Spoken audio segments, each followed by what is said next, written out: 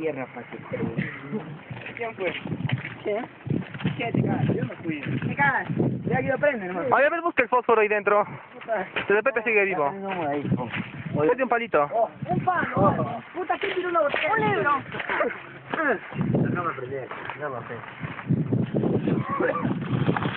Puta, seguro yo. Un rato para cagar. Y si explota el desodorante. Pues sí, weón, tienes que eliminarle bien.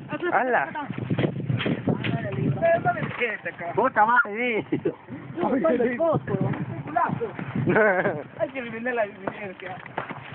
Mira los fósforos. ¿Qué? Cómete la mierda. Ahí está. Acá hay fósforos. Mira, puta, mira dónde está la hoja. Se las hojas. Ay. Ya me contó ya. Ah, che, me recuerdo que lo peinaste a este. ¿Qué dice? Cacaroto. Che, no, tienes que recogerlo.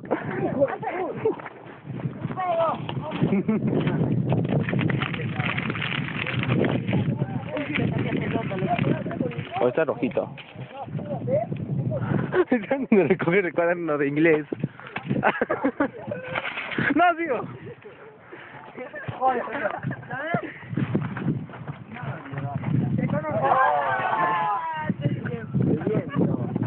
Oh, sácate el viento, No. la va a caer con la tierra.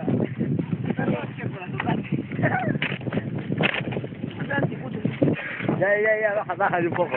Bájale un poco. Ahí está quemando, ahí nomás. Sigue.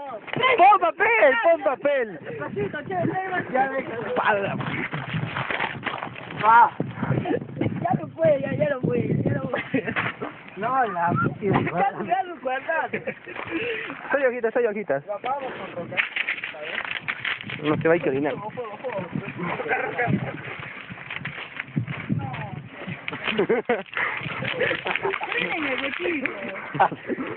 Préndame el cuchillo.